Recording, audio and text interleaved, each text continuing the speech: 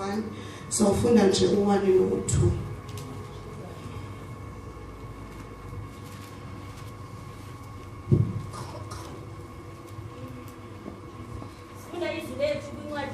Roma chapter 12. Ubomi obutsha. Verse 1. Yanivuselela ngoko bazalwane. Ngempefe zikaThixo. Ukuba niyinikele imizimba yenu ibe lidivu eliphilileyo, elingcwele, elikholekileyo kuThixo. Inkonzo yenu ke leyo nasengqondweni. Verse 2. Kanjalo ningamilisi okwenu phakade. Manibe kumila kumbi ngokuhlaziyeka kwengqiqo yenu, ukuze nikucikide into okuyiyo ukuthanda kukaThixo olungileyo, okukholekileyo, okuzalisekileyo. Amen. Efundo moyengcwele siyamkela diyancipha yandempilweni yami. Amen. Izwi lethu likule ncwadi yaseRoma 12. Kodwa ke before ndiye kulo kulapho sizawuma khona kwelaliswi, ndizawuqala ndibulele utata nomama ngokundiboleka le ndawo ingcwele, ayimi noba ngubani. Ndiyazithola kakhulu, ndiyabonga kubo. Before ndingene kwelizwi, ndifuna kuqala ndizama ukuvela abantu bakwazi uku-understanda itopic yami yanamhlanje, and then ndizawungena ke ngokukwelalizwi. Ndifuna kuqala ndenze i-understanding yetopic utata athe wandinika yona. Namhlanje sizawuthetha nge-power of sacrifice. Amen. Before ndiye kwelalizwi, ndizawucela abangcwele babe kunye nami, babuyise ingqondo zabo, bavule ingqondo zabo moya namehlo kwamoya before siye kwelalizwi. Amen. Kuqala ndizawuqala xa ngizawucacisa ngamandla edini.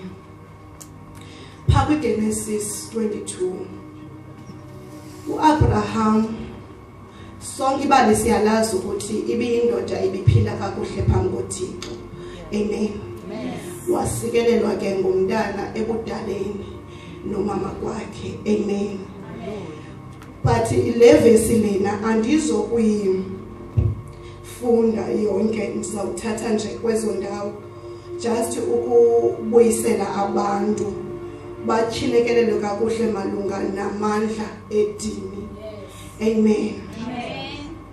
Apha kuverse 2 kwiGenesis 22 uAbraham uThixo uthetha kuye ukuthi azise idini elitshisiweyo. Amen. Sidlule ke apho kuverse 5 uthi kunoncoko ke bangcwele londinaye, wathi kulo madoda wayehamba nawo, salani apha nina nale donki, mna nale nkwenkwe siza kuya phaya, sakuthi sakugqiba ukunqula sibuye. Amen. Ithi ke ngoku into endizama ukuyithetha abangcwele, uAbraham uThixo uthethe kuye ngoba into kaThixo inento kwenza nawe wena wedwa. Amen. Njenge uThixo ethethe kuAbraham ukuthi makanikele ngonyana wakhe, ithi le verse uAbraham uye wahamba namadoda. Amen. But ke ngoku ekuhambeni kwawo xa kufuneka ke ngoku ayonqula, power of sacrifice, nguye mos umuntu etyhileke kuye ilizwi elivele kuye. Amen. Uyawashiya ke ngoku la madoda, ngoba xa kufuneka unyuse idini, nothi idini nje elinamandla, kudingeka ukuthi uphume ebantwini, ngoba uThixo uqale wathetha kuwe, kangathethe naba bantu uhamba nabo. Ngoku uAbraham ke ngoku uyawashiya ke ngoku la madoda. Lithi izwi lenkosi uthi sakugqiba ukunqumula sizawubuya. Ithi ukuthi ke ngokulento i-sacrifice ukunqumula. Amen. Njengoba ke ngoku uAbraham ehamba nalonyana wakhe uyokunqula uThixo ngaye unyana wakhe. Amen. Uwashila amadoda, uyabashiya abazalwane, ube wedwa noThixo wakho xa kufuneka umnqulile, ngoba uThixo udinga wena. Uthi ndinqule ukuze ndikuxelele izinto ezinkulu. Akakwazi ukuxelela ukuphakathi kwesininzi ngoba uzaphazamiseka. Amen. Uthi ke ngoku u8 no9 pha. Sizayibamba phakathi ke bangcwele malunga nexesha. Kukho laa ndawo ithi pha, bakufika apho uAbraham wenza iqonga lamadini, wabeka inkuni ezo phezu kwalo. uAbraham uhambile nomntana. Njengehamba noYisaka ithi ke lento unyana yena akayazi ukuthi njengokuba kuzokwenziwa le sacrifice ingaye yena unyana, but unyana uthobela utata wakhe. Umamela ilizwi lithethwa ngutata wakhe uAbraham. uAbraham umamela ilizwi lisuka ngasentla. Amen. Amen. Ngoba into kaThixo ihamba ngokwe-order. Amen. uIsaka yena umamela utata ukuthi siyahamba ngokunyana kwami. Utata yena umamela uThixo. uIsaka kumnyama kuye akayazi ukuthi njengoba kuyonqulwa nje kuyonqulwa ngaye. Amen. Msiyeke ke apho ke bancane. Ndizamuveza amandla sacrifice. Ithi ke ngoku xa ke ngoku apha ku12 isidla iveza ukuthi xa ungumuntu we-sacrifice, not sacrifice nje, i-sacrifice enamandla, ngoba xa kuthiwa thatha umnyana wakho ekuphela kwaye omthandayo omfumene nzima, loo nto ithetha ukuthi into enamandla leyo. Laa nto ke ngoku ibizama uthesa ukholo lukaAbraham kuThixo. Uhambe kahle endleleni but ke ngoku kudinga ixesha lezenzo. Amen. Utheswa ngale nto ayithandayo, ngoba xa funeka wenze i-sacrifice funeka uyenze ngale nto uyithandayo, uncama kanye le nto uyithandayo, uyincamele umntu omthandayo. Amen. So idinga ke ngoku ukuthi ube ngumntu oqiqayo. Amen. Amen. Njengoko kufuneka ke ngoku ukhethile between umntwana Abraham namThixo, but uAbraham wakhetha uThixo because uyayazi ukuthi nalo mntwana bendimnikwa nguweThixo. Amen. Amen. Ithi ke ngoku apha ku12 kuye kwabonakala ukuthi uThixo ngoku uthi ke ingelosi kayisela kwaAbraham ithi ndikubonile ukuba uThixo uyamoyika. Amen. So ithatha ukuthi ngoxa uyiva ivoice yakhe wenze ukutsho kwakhe kulapho uvelayo wena ukuthi umoyika kangakanani na. Awuthi nje ndingumhebhere wamahebhere ndiyamoyika uThixo. Funeka ke ngoku wenze kubonakala ukuthi uyamoyika nyani na. uAbraham uyipasile itest ye-sacrifice. Amen. Amen. Uyipasile ngoba uwenze ukutsho kukaThixo. And ke ngoku xa uhla ngezantsi ke ngoku uThixo njengesithi ncama eyona nto uyithandayo, uyayazi ukuthi likhona icebo azaliveza, ngoba uAbraham uthe esajonge njalo wabona nantsimbi ibophelekile etyholweni. Ngoba uThixo akathi ngenza into, akathi mhlawumbi khupha loo mali ngekho nto aza kunikeza yona. Amen. Amen. Uthe kuAbraham xathi makanikele unyana, uyayazi uThixo already uba ikhona imvu, qha ndifuna ujonga ukuthi njengoAbraham esithi uyandithanda nyani na. Nakuthi yenzeka loo nto bangcwele, uThixo akutheste kanye ngale nto uyithandayo, ufuna ukujonga ke ngoku ngaba uyandoyika na or uyandithanda na. Ngoba kaloku ithi xa umthanda uThixo ugcina ntoni? Imithetho yakhe. Wayigcina uAbraham. Le nto kanguye kuthiwe uThixo kaAbraham, Thixo kaIsaka, Thixo kaYakobi. akuvezekanga kwabizwa nje. Sizawuhlaka ebangcwele. Ithi ke ngokupha ku14 undikhoyo uyabonelela endulweni yakhe. Xa uThixo ethe waziveza kuba kwigama londawo uyityilayo. Uba usikelelwe apha eLatha ungaphambi kwesibingelelo. Uthi undikhoyo uyabonelela. Akaboneleli nje umke Latha, ubonelela uphinde uhlale Latha. Wenze laphinda kubonelele. Amen. Amen. Ithi ke ngoku zonke u18 zonke izizwe emhlabeni zothamsanqeliswa ngenzalo yakho. Iyonke lonto kungenxa yokundithobela kwakho.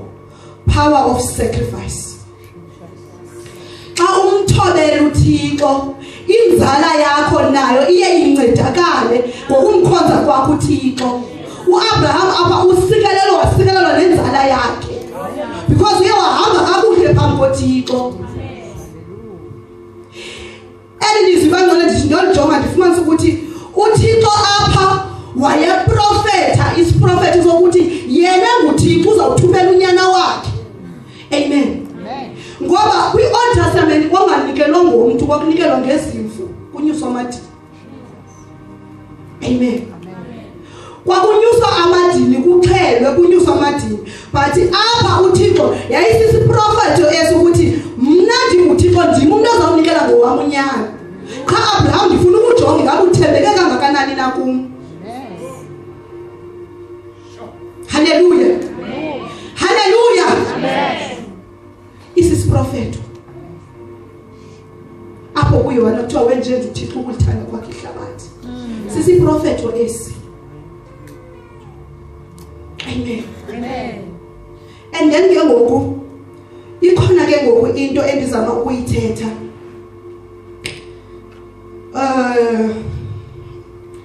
Uthi Isaya kathethayo ulinyazwe ngenxa yezikrento zethu. Apho ndiyakhona ndiyapha kweRomans. Amen. Kukho ke ngoku into ethi likhona idini elona likhulu linamandla kunawo onke amadini. Amen. Ngeli xesha kwenzeka lento kwi-Old Testament kwakunyuswa yonke la mibingelelo kunyuswa amadini kuxhelwa ku20 phalaza igazi lezimvu. Isono siyeka ukwenzeka. Amen. Laphana igazi lezimvu zaninzi bekusithi uba umuntu uyona kuyaphalaza igazi kuyobabingelela kunyuswa idini. Kuyaqhunyiswa kanjalo. But uba uyayifundi i-Old Testament ayikho into eyanceda isono kuzo zonke ezazinto zazisenzeka pha uphalazwa amagazi. Amen.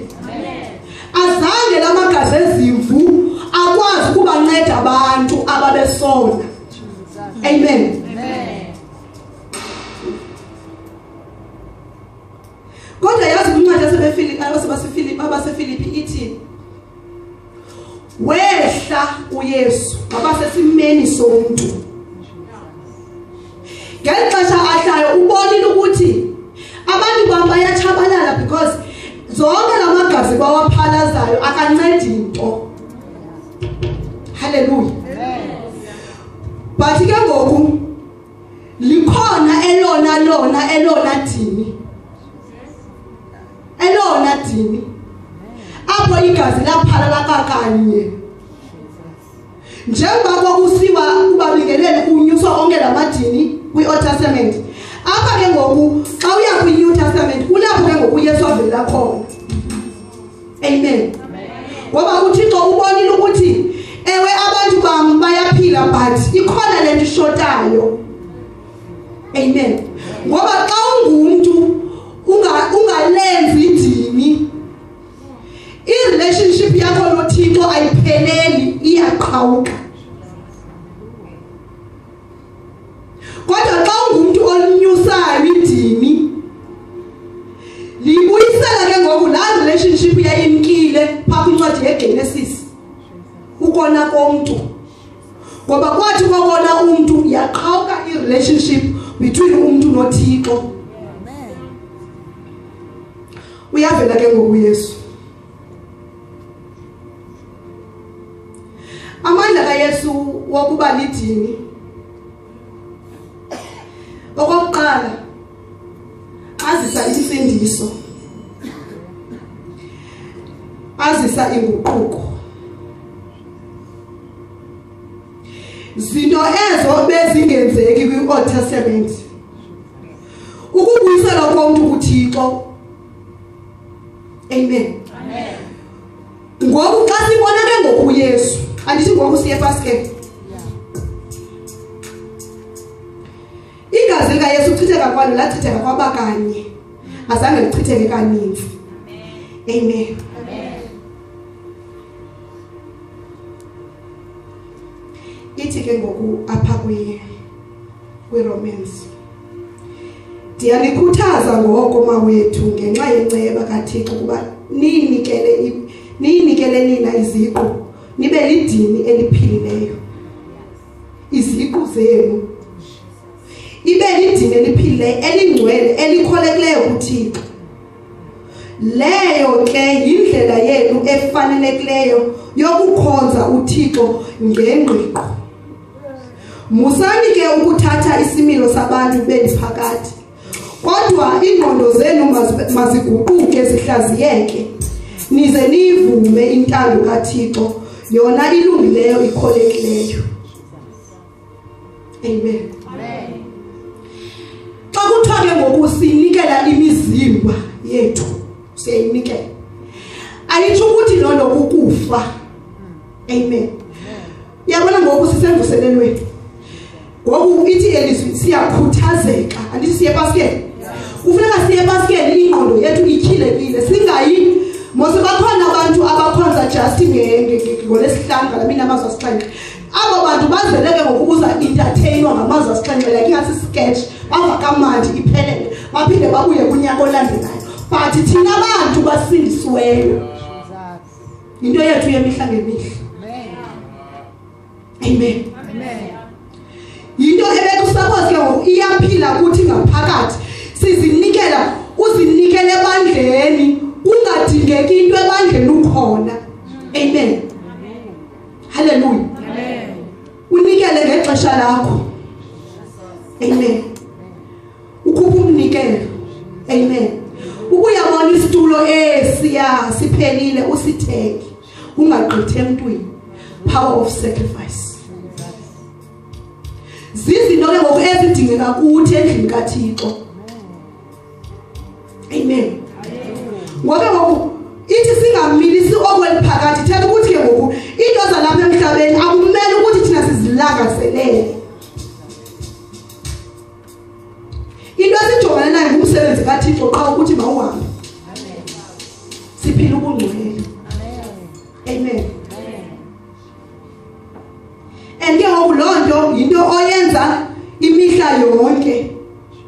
And ke ngoku uyakwazi ukuzifuna uzijonge ukuthi njengoba sondele ebaskeni nje sivuselela ngokiveki yemvuselelo, ingaba mna sisendaweni eright na noThixo?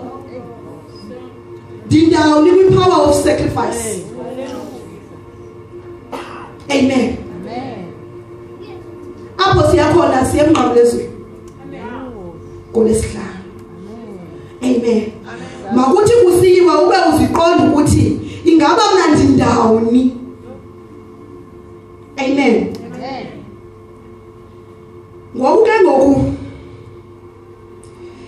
njengoba ndisho into yokunikela komzimba ayonto yokwenza nokufa, kodwa kukuphila imihla uphilela uThixo. Enyoka into yedini into yemihla ngemihla. Impilo yakho nje iyonke uyinikela kuThixo. Amen. Iyonke nje impilo yakho like akho nto ngawe. Amen. Xa kudingeka abazalwane endlini kaThixo kufuneka bafumaneke. Impilo yakho iyonke ube lidini. Umzimba yonke into yonke ipati yomzimba wakho. Yilento uDavid athi noba inyama seyingavumi kodwa umphefumlo makambonge uYehova. Because uyayazi ukuthi if umzimba wakho kange ufe naye izaba khona ingxaki umalungu wakho omzimba azawuphikisana nawe ntomtsha.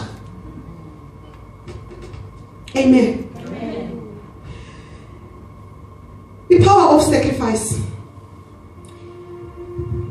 Siyabuya ngolesihlanu.